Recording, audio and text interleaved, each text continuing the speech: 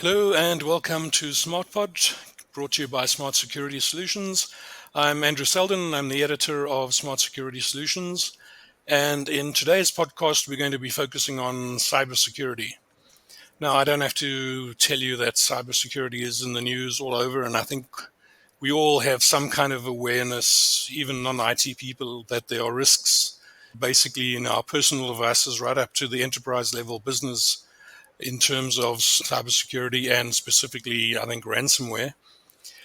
And recently, a local company called Armata, which is a subsidiary of the Vivica Group, launched a new product which describes as a tap and go or all-in-one service for cybersecurity. And of the options you can choose, you can even have insurance bundled into the service. So I thought we could find out a bit more about it today. And we've got Richard Frost. He's the head of consulting with Armata on the podcast with us. So hi, Richard, and welcome to SmartPod. Hi, Andrew. Thanks very much for having me. Okay, let's just jump right into it. Starting out, Richard, can you tell us a bit about yourself, who you are, who Armata is, and where it comes from, and what in general it offers the market in terms of cybersecurity? Sure. So we started out as a subsidiary of or a branch within the Vox telecom space.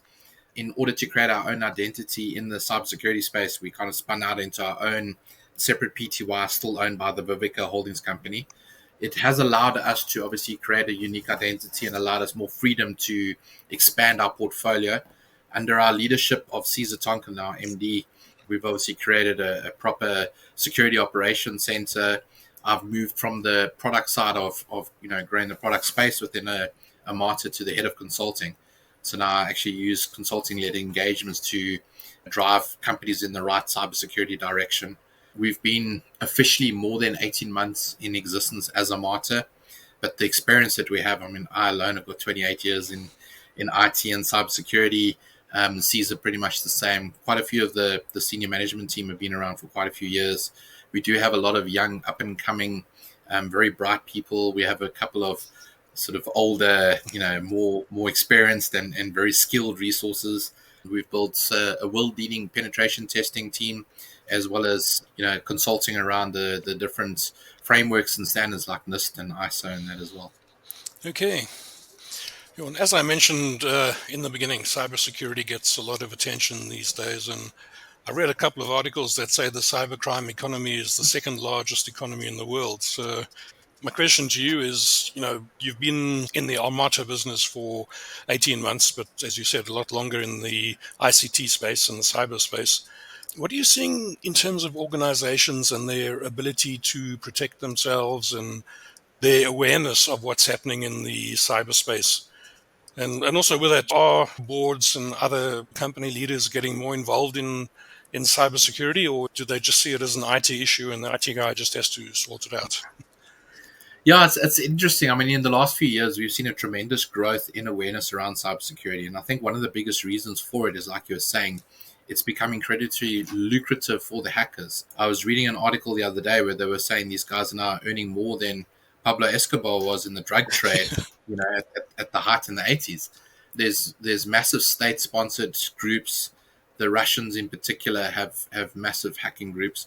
But the thing is, it's no longer just one organization that's being targeted. I think with AI and with the black markets allowing you to download and buy scripts, just about anybody can become a hacker. I always use the adage of my mother downloading knitting patterns, and she can't understand why a knitting pattern has got a virus. I'm like, why would you want to hit an 8-year-old lady, right? Right. And that's the problem. It's not discriminatory. They're not particularly targeting any specific person. There's the concept of phishing, which is an email that you would send out broadly, like F&B updating terms and conditions. And if you're an F&B customer, you might get duped into clicking the link. Then you have the concept of spear phishing, where it's targeted. I'm trying to get a CTO to follow the instructions of the CEO to make a payment. Right. And I think it's very much the same with malware. Malware doesn't pick a specific target unless you deliver it via spear phishing. It's basically targets everyone. You have to look at something like NotPetya that was, again, part of the Russia versus Ukraine war years ago. In 2017, broke borders. It escaped out of the borders of Ukraine because it's the internet, right? And it's ransomware. Total cost of the breach there for two organizations, Maersk and Merck, is reported to be $4 billion. And that was just the cost of remediating. So I think this is why people are now starting to pay attention to it. It is costing massive amounts of money. The insurance information that we have working with cyber insurers, they say that the cost of an SMB average breach is 6.5. And an SMB is defined as 50 users or less. You know, Wow. larger organizations in South Africa are upwards of 100 million. You're talking So rands, I assume, not dollars. rands. Yeah. So this is definitely South African data. So this is rands, Right. right? The other thing to be cognizant of with the launch of Popia, people have been held more accountable for loss of data. So getting a ransomware is one thing. Having data exfiltrated is making it even harder, because now Poppy is going to slap you either with a fine or even prison time. Yeah. So yeah, it's becoming very complicated. And I think this is why a lot more people in business are paying attention. Right. You did mention SMBs, and I was going to ask you about that as well. In terms of the small to medium companies, I mean, they can't afford all the expensive skills and all the different technology packs. So, are they doing their best, I should say, or is that still a weak area in terms of vulnerability for them? I think it's a bit of a mixed bag. You're going to find a lot of organizations are like, I've never had an issue before, and I don't see we're going to have one, right? And these days, it's no longer a case of if I'm going to have it; it's going to be a case of when. Some SMBs don't even know they've been breached; they only find out much later. Right. Yeah. What we've been doing as an organization is obviously trying to help the small organizations with prepackaged solutions that work out cheaper. The economies of scale are cheaper. Working through a partner like Armata or any other MSP partner, our buying power means that if we buy, we're buying as if we were an enterprise, but we're giving that price to the SMB as if they were part of that collective, right? So the more you spend, so to speak, with a vendor, the cheaper the pricing is. And we actually carry that across to our smaller customers. That's one way of doing it. The other thing that we've found is the resources that you have. Trying to employ somebody to manage your environment is very expensive. So companies are starting to launch services like a virtual CISO. So you don't have to go and employ 150,000 Rand a month resource to look after your business. You can Right. choose bunches of hours and say, we're small, we only need 20 hours a month of a CISO. So we'll pay a company to come in and deliver that at a much lower price point. Right. Yeah. I actually also read something recently. The current time that the criminals are in your system or lurking in your system is now, before they're discovered, is now 277 days or something like that. That's crazy. Correct. I mean, if you think about the old traditional ransomware, people always know once I've been encrypted, I've got ransomware, right? And what some people don't know is you get crypto ransomware, which does just that. But you also get other ransomware that will actually do data exfiltration. It will line your environment. It will steal what it can. It will leak all the information, terabytes sometimes of information. Yeah. And only when it cannot move around your organization anymore does it actually then encrypt you. So if you look at the National Health in Ireland, they had a ransomware. They were very focused on restoring the systems, refused to pay the ransom. Unbeknownst to them, though, terabytes of information had been exfiltrated over a period of a year. And then what happened is the threat actors sold that information off to other threat actors, and they in turn used that information to send fake invoices to patients. Wow. Okay. So scary information. Yeah. Yeah. It is. Okay, which brings us kind of nicely to the all-in-one bundle that you guys have recently launched. So tell us about that, what it includes and the optional extras. Sure. So again, it's something that we targeted for the SMBs initially. You, even as an enterprise, can partake in it. But the idea with the bundles was to create packages at a different scale. So we have kind of a starter bundle that will get you a foot through the door, so to speak, on getting into cybersecurity. So the focus there would be around your endpoint and email security, which is quite critical. The reason for the focus there is no matter where you are, whether you're sitting at the office or whether you're working from home or you on a business trip to a different town, you will always have the endpoint security looking after the company device, the laptop, as well as the email security protecting you against phishing or spear phishing mails that are coming in.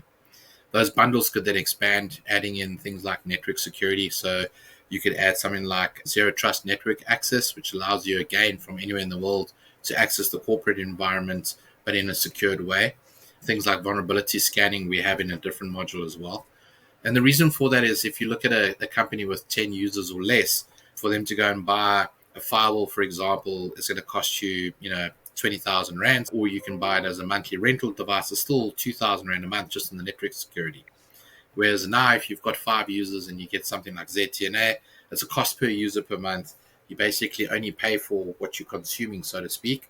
So the economy of scale is a lot better for an Right. Yeah. SMB.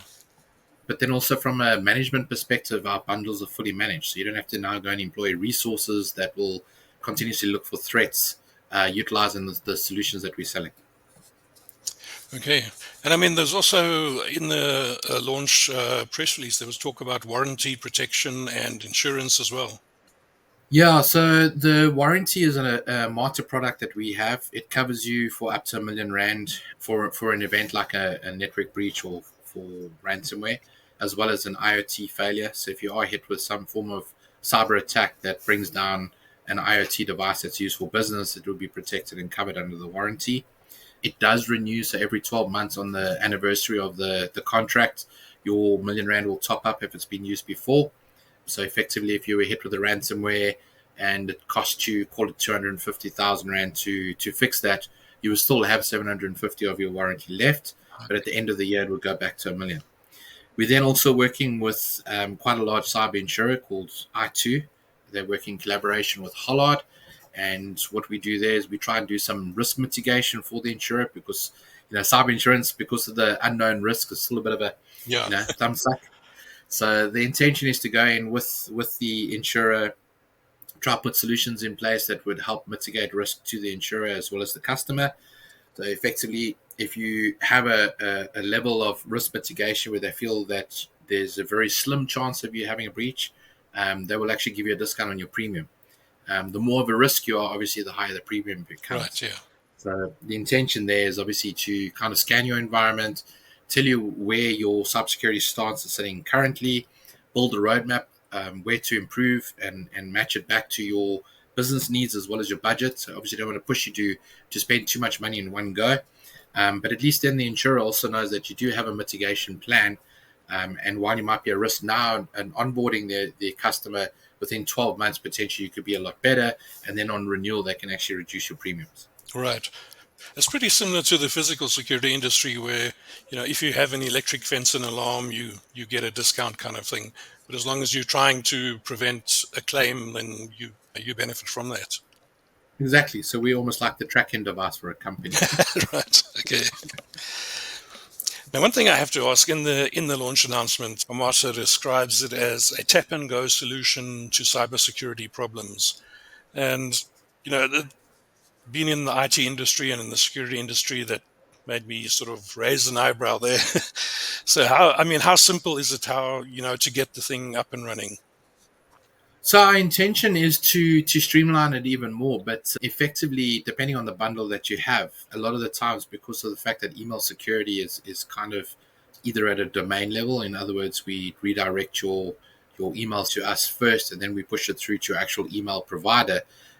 It's very easy to swing those MX records and get the email security in place. The endpoint security is again quite easy. It's just installation of an exe on each of the machines you want to protect. It will automatically then talk to, should we call it the mothership, the server that controls all of those agents. And from there, we can start pushing through rules and enforcement policies, and we can start doing things like threat hunting, looking for threats that maybe aren't visible but are lurking and exfiltrating data, so to speak. Right. So that process is very quick and easy. And as I say, we are looking at ways of automating it even further. So we're trying to get to a point where there's almost like a zero touch from a human perspective, just to increase the speed of implementation and the ease of actually being able to sign up very quickly and improve that turnaround time from initial placing an order to being protected. Okay, and you mentioned you have a SOC there as well, operations center. So everything is monitored live, if I understand that correctly.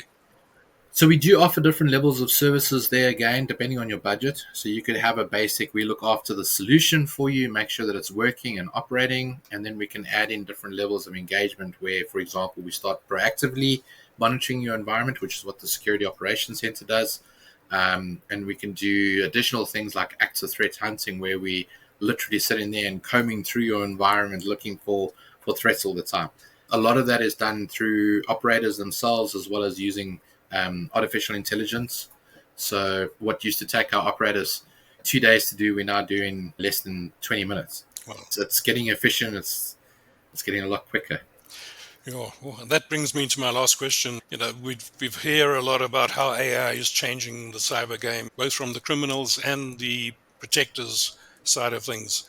From your experience, what are you seeing? How is AI making an impact? And if you want to put on your predictions hat, how do you see it making an impact going into 2025 and onwards? So we are seeing that certain things AI is able to predict specific patterns, and it'll alert us a lot quicker to that. So an application behavior, for example, if I was to liken it to a famous actor, Kevin Hart, as we all know, is a comedian and he's quite funny and quite loud and brash. If he suddenly became very quiet and reserved, there'd be a difference in his behavior. And malware and ransomware and things like that are very similar. If you look at the old malware that you used to have in your environments, it used to be almost what they call signature based. You could identify it by a malware based fingerprint. So, the same way as COVID, you could identify COVID quite quickly. And then what happens is it started becoming almost polymorphic. So, it used to mutate, it used to adapt, it Yeah, used to yeah, change the whole time. And your traditional antivirus solutions couldn't pick it up, right? So, to go from beta to delta to whatever the COVID strain is. And what AI does is it has a look and it says, look, this thing looks okay, but I want to watch it because it's not behaving like a typical application. right, For example, if your Excel spreadsheet that you're normally storing information in is suddenly pushing data out to the internet, it's probably no longer Excel. It's probably a ransom right, or right. malware, right? So that's what the AI is doing, is looking for those behavioral changes. It also helps when you're troubleshooting to improve the response time of getting information to help the operators resolve things. What we are finding, a lot of our customers, they're quite happy with technology they've got, but the technology is 10 years old, right? And as we know in IT, as well as with cybersecurity, things are continuously adapting and changing. Threat actors themselves are using AI to do a lot faster, hacking into organizations. So if you think Yeah, things that the guys used to run a script for that used to take them 2 days as a reconnaissance, you can now script and it'll take you 2 minutes to get that same information. All right, guys have started working out ChatGPT. If you said, go write me a hacking script, ChatGPT will say no. But if you go and say, hypothetically, if I were looking to do this, and you could probably trick ChatGPT into doing something, wow, right? okay. Writing that script for you. So I think, if you're not using AI in conjunction with your technology now, you're going to kind of lose to the AI that's been used to actually infiltrate you. Wow, okay. I mean, the whole skills issue comes up there again because, most companies don't have those AI skills. So I guess that, Well, cybersecurity in general, there's a massive skill shortage. I even do a program now that I'm based out of Port Elizabeth with Nelson Mandela University, where we're actually trying to recruit IT staff into the cybersecurity role. And I mean, if you look at some of the banks now, use case from I think it was My Broadband posted Standard Bank spending more than 40 billion or 30 something billion on IT spend alone, and a sheesh, billion of that is just cybersecurity, right? That's a bank. And the problem now is, I mean, they've got IT teams that are hundreds. Most companies can't afford that kind of yeah, spend, number one. And number two, there's just not enough cheap enough skills for the smaller companies to get those resources. And also, cybersecurity is an unforgiving, tedious career. If you're in cybersecurity, you'll know that you can be called at 3 o'clock in the morning to resolve something. So it's attractive from a remuneration perspective, but it's incredibly stressful on the cybersecurity individuals. Your hackers don't sleep, or if they do, they're attacking at night while you're sleeping. right, yeah. So the cybersecurity game, the resources that are in cybersecurity, like I said, it's a very unforgiving job, and I think that's why there's not so many people that get into the field. So we need to try and do what we can to encourage more cybersecurity skills. Okay. And you said you're working with the university down in PE. Uh, In Port yeah, I think getting them young is an important process because the youngsters today, don't want to sound too old, but the youngsters today actually sort of do this stuff naturally, whereas for me, I have to learn how to do stuff. Yeah, and I think that's a key thing that you mentioned now as well. I mean, we're now learning about AI, and I think to give my age away, I'm nearing 50, and AI is not something I would get into from a development perspective. But obviously, we need to utilize and we need to understand AI to be able to combat and defend against it. And that's something that didn't exist a few years ago, Yeah, right? yeah, Now, if you look at the kids that are coming through university now, my kids are quite young. They're just starting primary school. by the time they finish school, there'll be something else that's out there that we've never even heard of. Yeah. So the jobs that will be out there by the time they get jobs, they don't exist yet. They're still coming. So I think this is why we have to get them young. We have to start training them. Even, from a cybersecurity perspective, just doing some user awareness training for your kids, making them aware of how to stay safe. We should be doing it from a young age. Yeah. Not waiting until somebody's at work that's got already a bad habit and now we're going to try and break it, right? It's the same as driving.